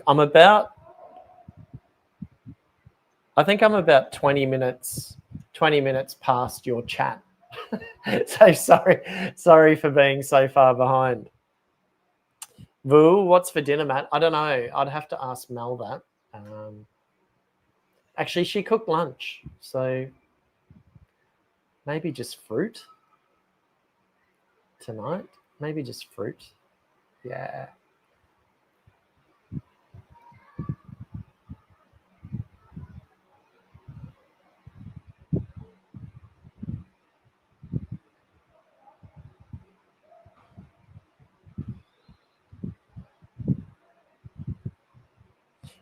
this is, yeah, there's some interesting comments here. Yeah, interesting.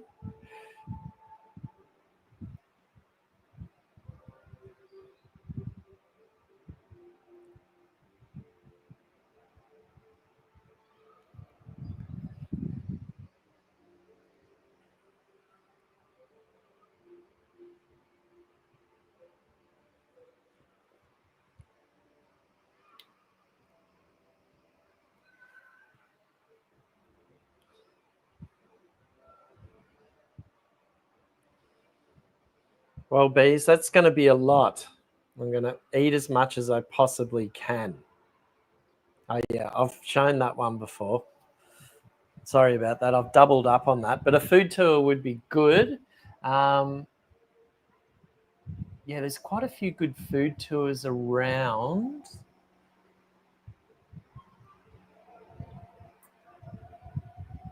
I was just thinking about Hột Vịt area in District 10 near the Equatorial Hotel. It's a really interesting place to go to. Traditionally, it's like a flower market, and it's also the Cambodian market. So when Pol Pot was raining down his terror, at the end of the 70s, around about 1979, I think it was. Historians, correct me if I'm wrong. In that Hột Vịt area, that's where I don't know how big the community was, but a community developed in that area, a Khmer community or Khmer community grew in that area in Hột Vịt. And still to this day, there are some stalls there that are Cambodian, and they still import fish from Cambodia to that market there. And you can get your sort of like the Mekong noodle dishes, like the bun nuk leo and stuff like that. So quite an interesting neighborhood. But recently it's become a little bit more, there's a lot of sort of Japanese, Korean style street food, like Vietnamese infused Japanese, fusion. That's it. Viet, Japanese, Korean fusion, even some Thai in that area. And I find it a little bit too snacky for my liking. But it's a very interesting area and you should check it out. Matt, take us there on your next vid. Yeah, maybe I could. Maybe I could do another video in Hột Vịt. Allegedly, that became a Cambodian community because there was a bus station nearby. I don't know if that bus station, it's not the Minh Thay bus station, but there was a bus station nearby in that area, and apparently that's sort of where they got dropped. I'm not sure. I'd have to check that up, but yeah, quite interesting. Yeah. Rob Laurie, what's your favorite banh mi location? My favorite one is in District 8 at the moment. And I can't remember the street, but it's one small block away from Som Gui Market. I think it's Som Gui, like the firewood. I think traditionally, back in the day, it was this old sort of market where people went to get firewood. I think that's what it means. And it's in District 8, right? Not too far from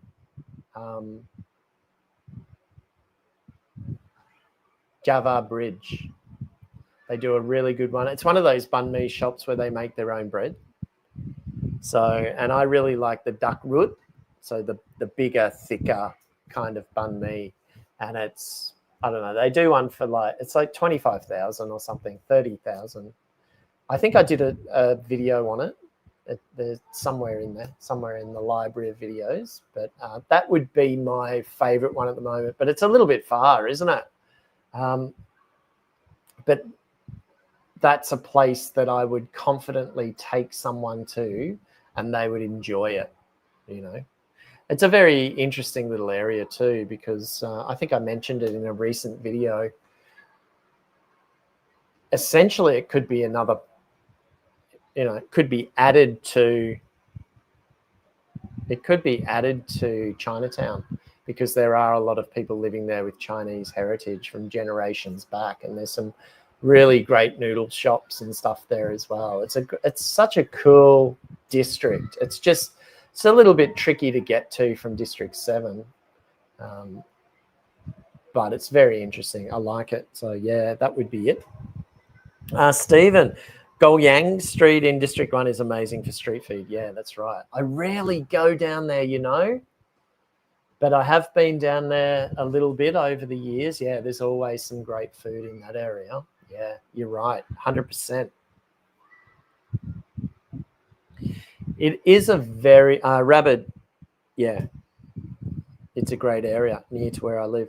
You know what? Another great area right on Goyang is I don't know how to really explain it now, but there's old apartment blocks on the main street that goes into Pham Ngũ Lão. Before you get to Chan Hung Dao, so you come from District 4, come over the bridge.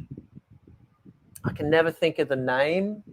It's not Win Hu Tao. It's, I don't know, Rabbit, you might be able to tell me the name of the street. When you come over the bridge from District 4, and then you're into District 1, and you're right in Pham Ngũ Lão, where the intersection is with Chan Hung Dao Street.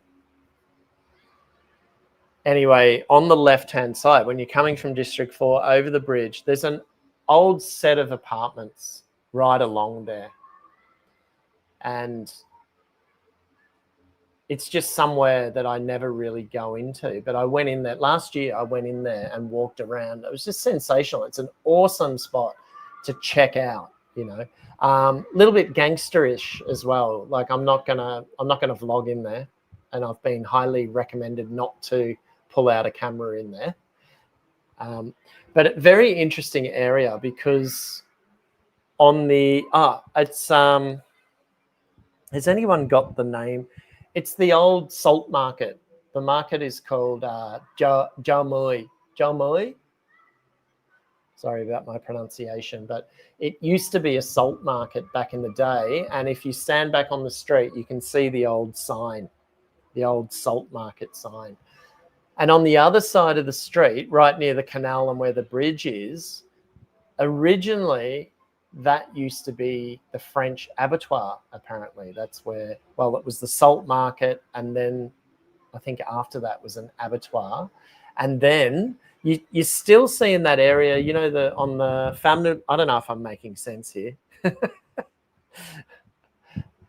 On the Pham Ngũ Lão side of that street that I'm talking about, you still see fruit and veggie on the street, people selling fruit and veg.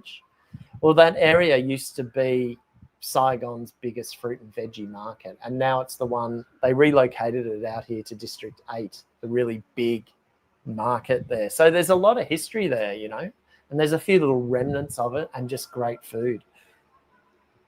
Bees, how many districts are there in Saigon, Matt? Oh, no, you're challenging me now. I think there's something like 24. Would that be right? That's a guess. I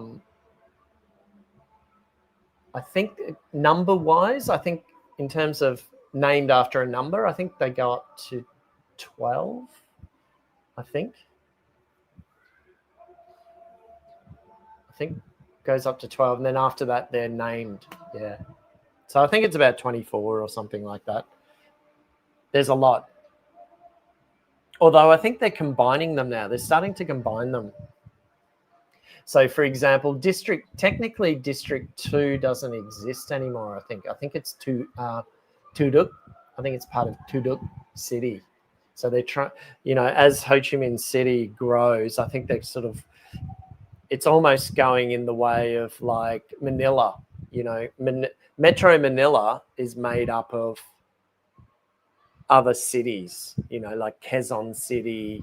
What are the other ones? Is it Pasig? I don't know. Mel will tell me. And I think Ho Chi Minh City's going that way, you know, greater Ho Chi Minh, you know, Vung Tau is going to be part of Ho Chi Minh City.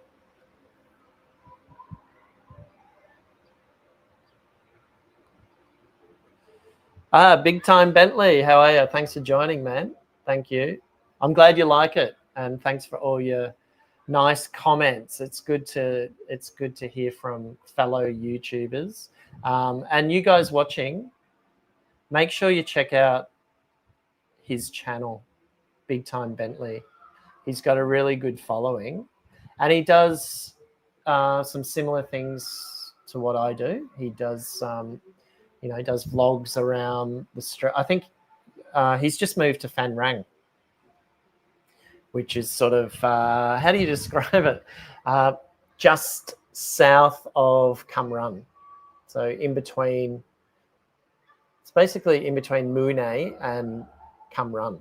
It's a beautiful part of the world, and I think you've just moved there, haven't you? And yeah, go and check his channel out. You guys will really like it.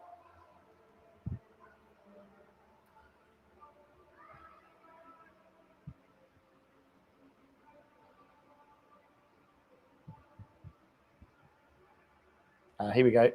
Rabbit. Matt, the area you mentioned does have many scary alleys that go deep and dark, but fruit is sold all around there. Yeah, but there's that one, yeah, there's that one street that's always had the fruit and veg right there, you know.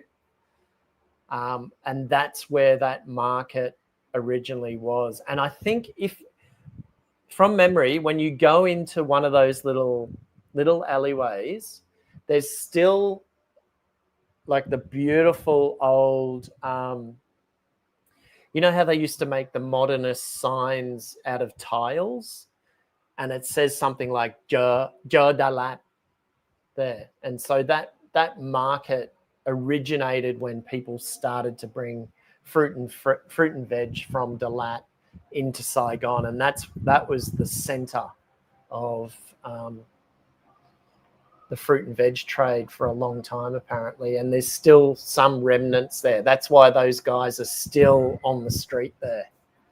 So yeah, really interesting. But in and around that, super interesting, but very edgy. Definitely very edgy in there. I went in there one day, parked the motorbike. There was a lovely hairdresser. She said, "I'll just park here, you know, give the old fella some money," which I did. And then there were some guys in there playing pool. You know, there's a pool table in there. It's really hard to describe unless you've been in there, you know, but very edgy.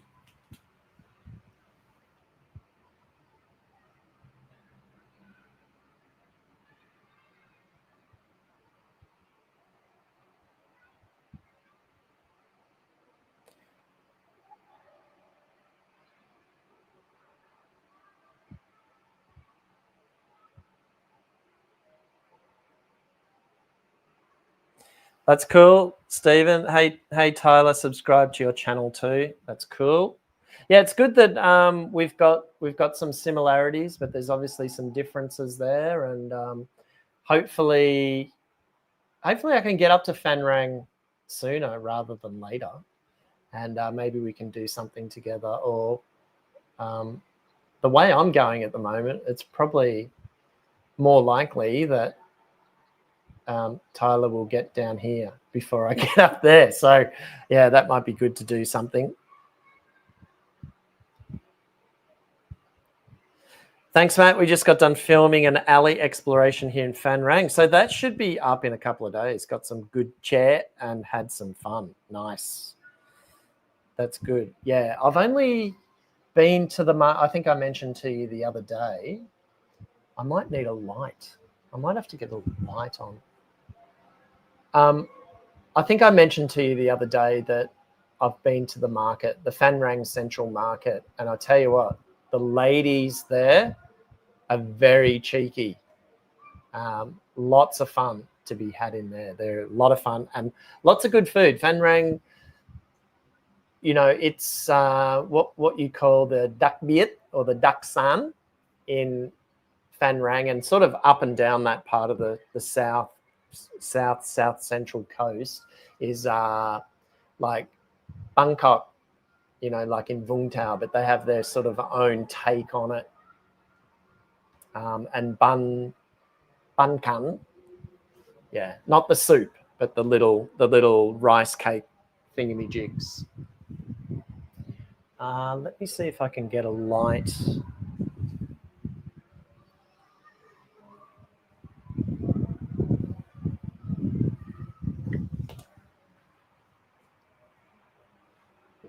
I'm not sure how.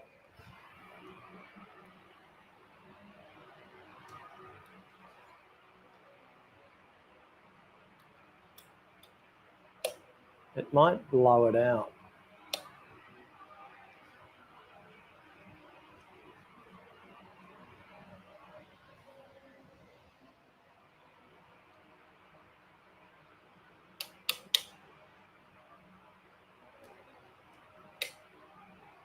There we go.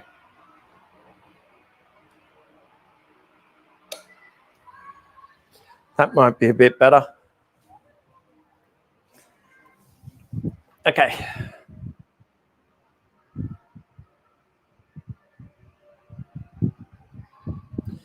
All right. Yeah, Phan Rang. Phan Rang, awesome town and awesome environment, awesome terrain, awesome beaches. Well, I don't know about the beaches, but the just the coastline is sensational. And there's a beautiful little town there called Vinh Hy, and it has this great little cove there, and then it goes up around, and as you head into Cam Ranh. Yeah, I was a bit worried to put the light on, the ugly lights on, because I'm a little bit. I'm still getting over Friday night, actually. Tyler, yeah, I've moved to Phan Rang now. I'll probably be back to Saigon in the next few weeks to visit, though. I'll let you know, and maybe we can go and explore a bit. Yeah, I'd love it if you could take me to somewhere I haven't been before. That'd be good.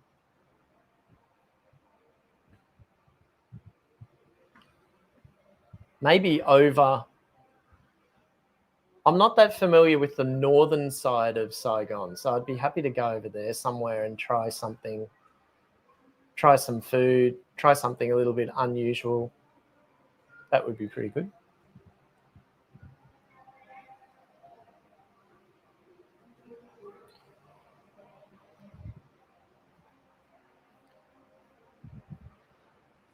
All right, so with the light, that might be cue for me to wrap up the live stream today, I think.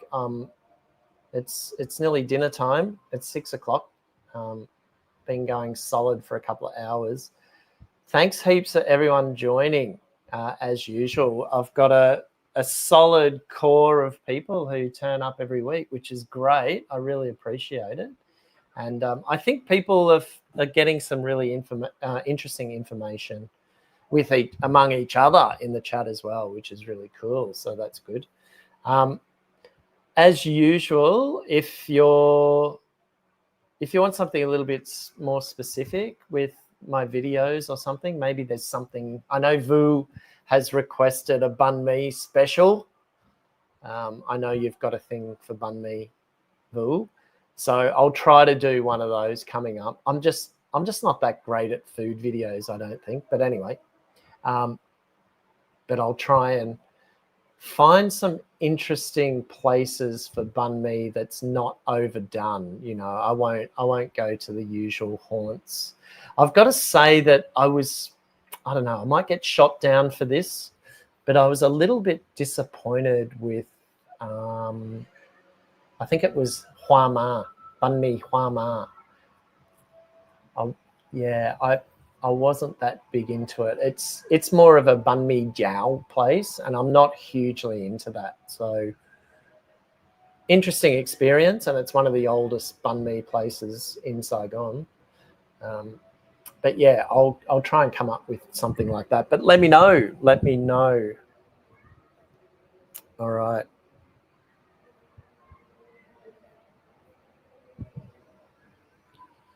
No worries, bees. Thanks heaps. Thanks for joining in. Thanks, Tyler, for joining. Thanks, everyone, for joining. I really appreciate it. Thanks, Steve.